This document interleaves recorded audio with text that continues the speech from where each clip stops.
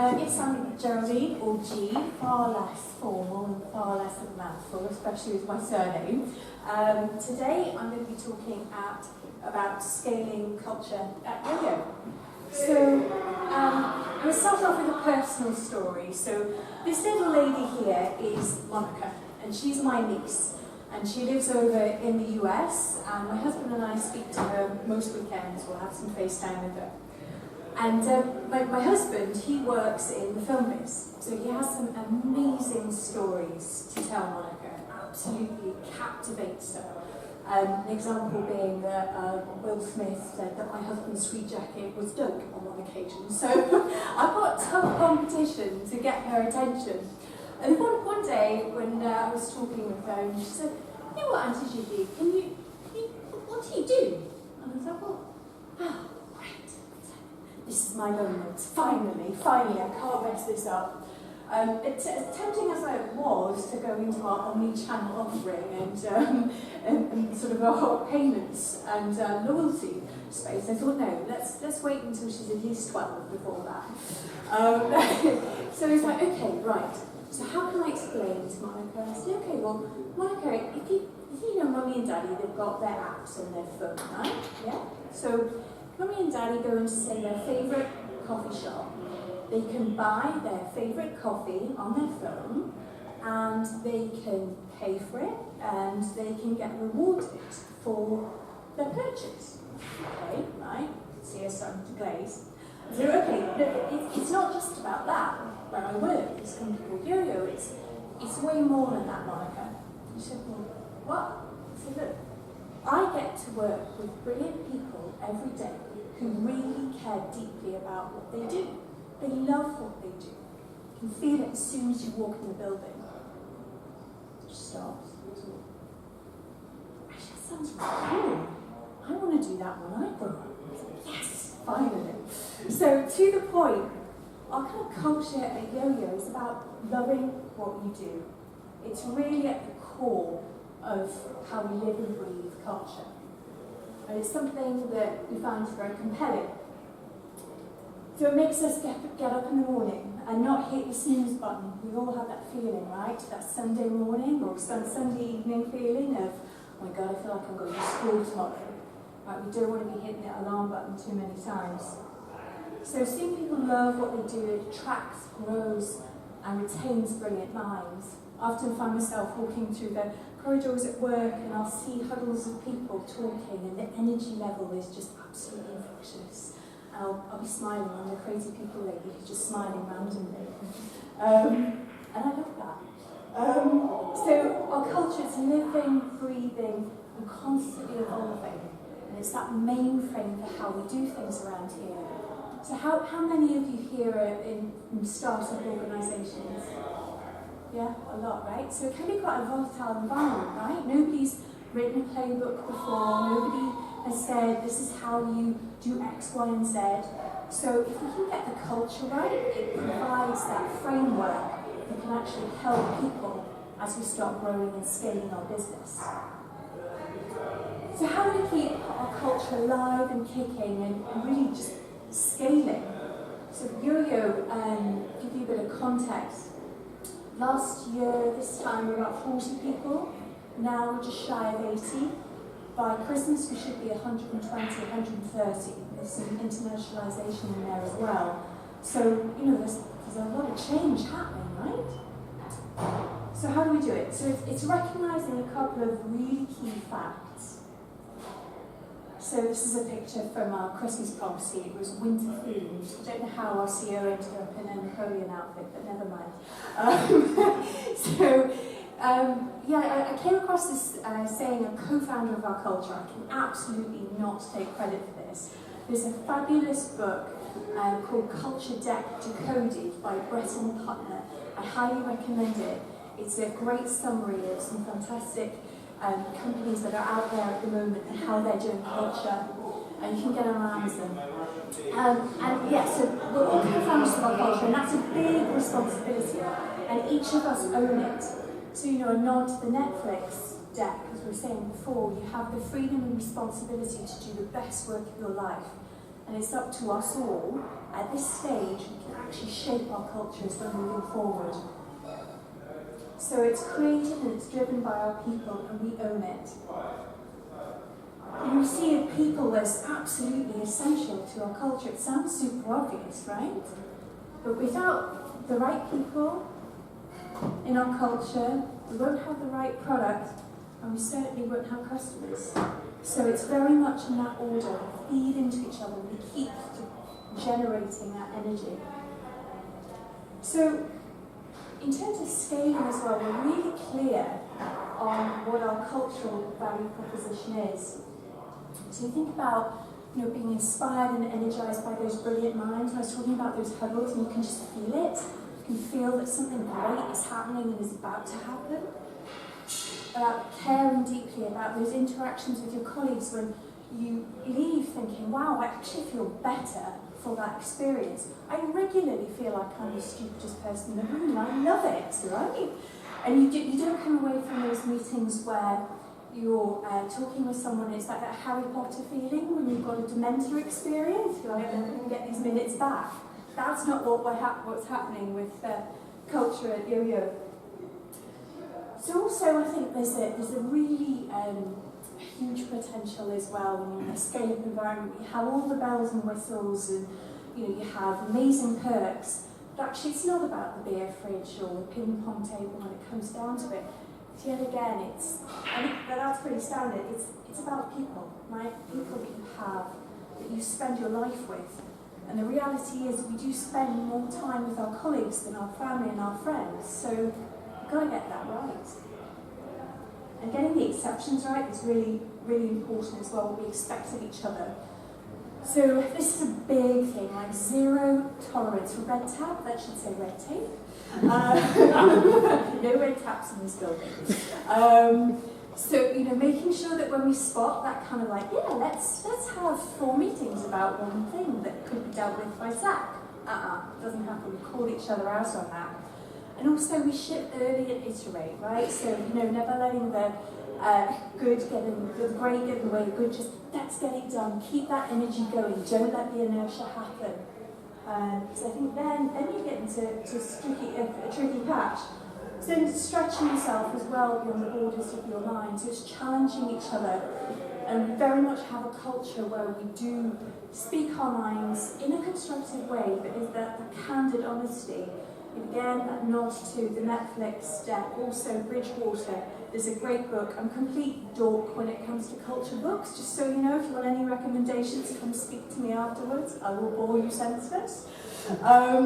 It's called the Everyone Culture, and it talks about Bridgewater and how they actually have a culture of when you start, you stand up in front of everybody, and this is hundreds of people, and you tell the crowd, literally the crowd, what your weaknesses are. So your colleagues can actually call that out if they see it. We're piloting that at the moment very gently. I don't know how well, like with the British culture, that matches, but certainly a way of approaching it. And we pay forward our knowledge daily, so from mentorship opportunities to actually beyond the scope of their work. We're starting at the moment a range of programs where people can just pay forward their knowledge. So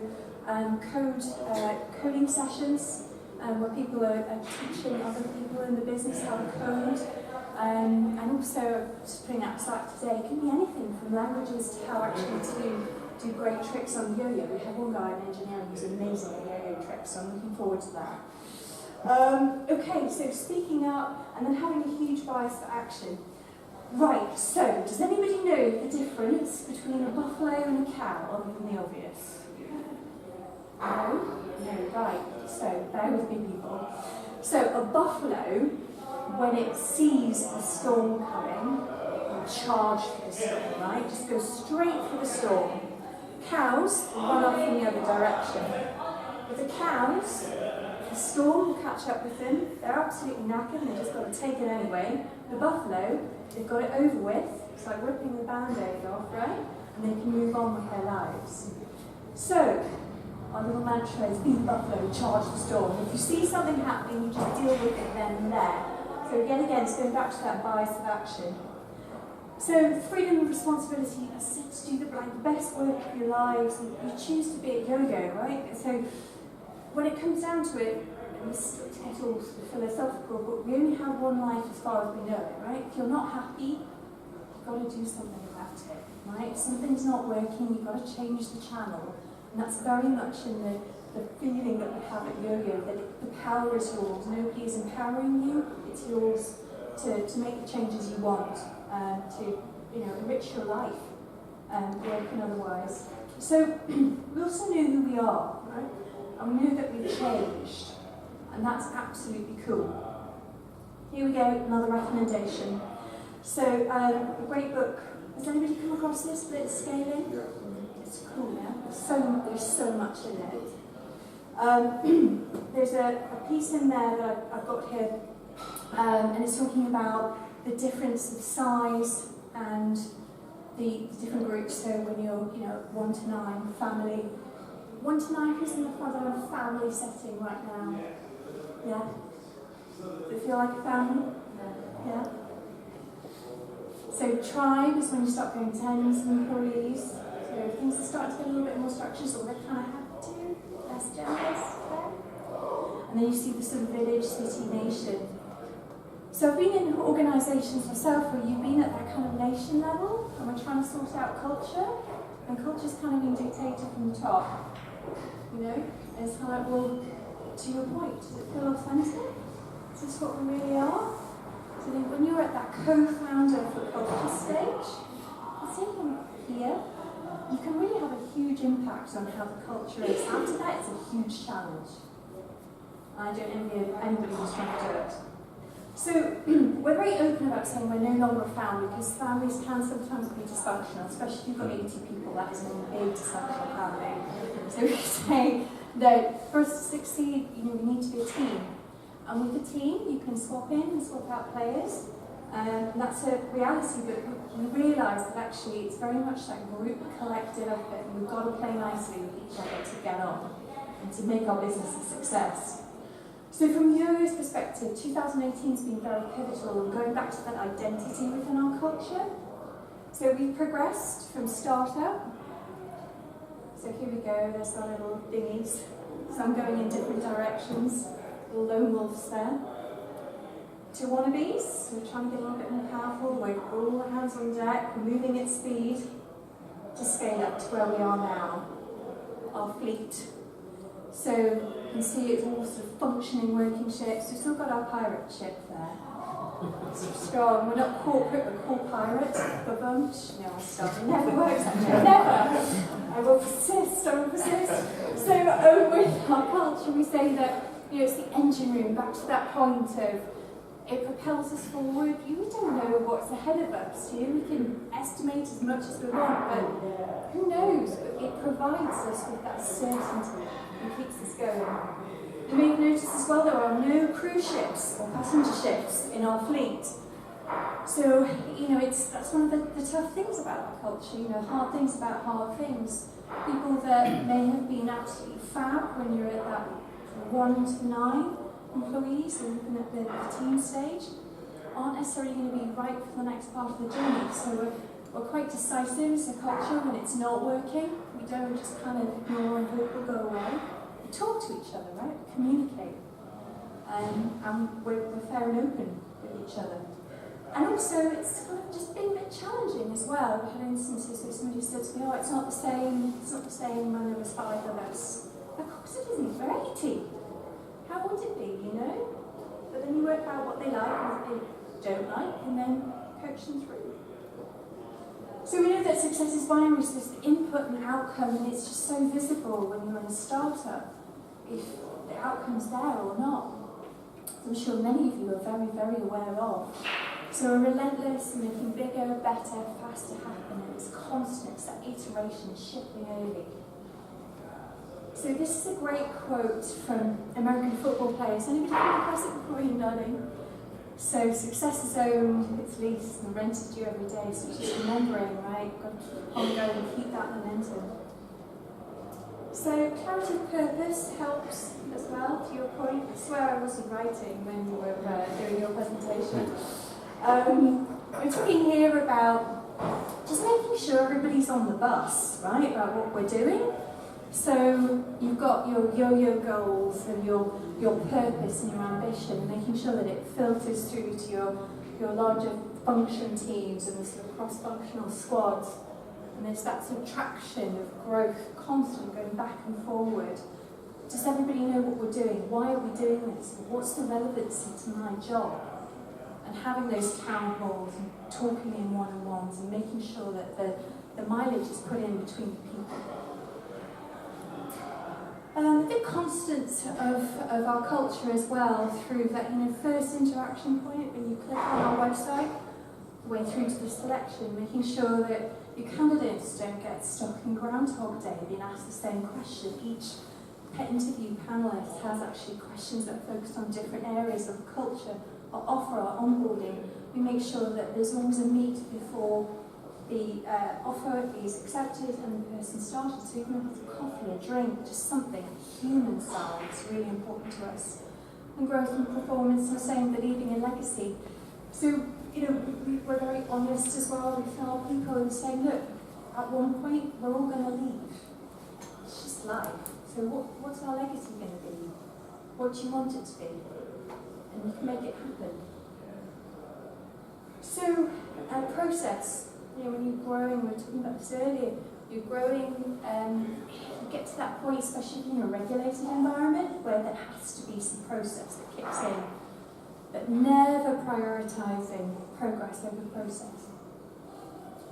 So just to give you a little snippet of what that actually looks like sort of real time, anybody's heart sink when you feel you've got to do a mid-year or end-of-year review, so a fund goes to die, yeah? Am I actually going to have anything meaningful? Am I just going to fill out this form, goes to HR, human remains, and that's it, so another 6 months. So we've created a kind of a light version of performance management, where you still actually are having conversations with the person that you're working with every day, and actually other 360 reviews, and we use the 9-box model. So, what's in stock tour? If you want more info on this, chat at length. I'll try not to do it at length privately, but I can send you information as well. So just very quickly, you've got the pink, I'll move over here. This is all good. This is all cool. You're doing really well. There's opportunity to grow. We've got a rocket up here, specifically based on conversations with our engineers, many of which are top performers. And they said, well, what happens when I get here? Which I love that mindset. It's like, I'm already awesome. Like, what do I do? That was still a great conversation, because you could go, well, let's put you out of your comfort zone over here. How are you going to get back over there? So pink is all good. This area, we've kind of got some problems. It's kind of like time to do some performance improvement plans. Comfort zone, interestingly, I've heard some of our sales folks saying in previous jobs, they're performing really well, but actually a bit blue. Yeah, treading water, a bit blue as well. I'm going to get really technical here. This I refer to as a sort of spaniel syndrome, so absolutely lovely, really excited about everything, generating more work than actually doing.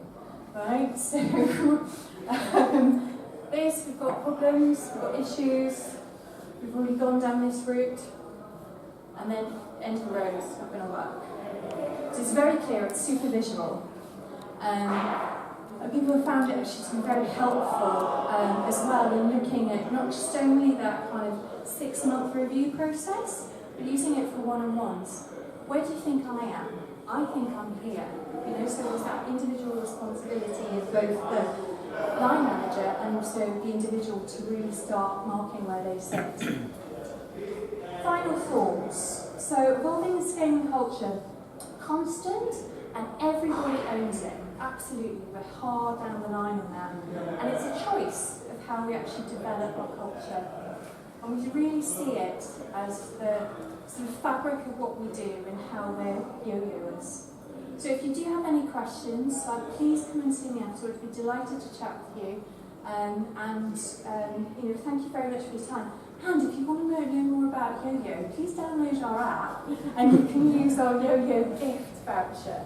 and grab a coffee at Nero's or kind of organic haul we've just got right now. So yet again, let me know, I can send that to you otherwise. Thank you very much.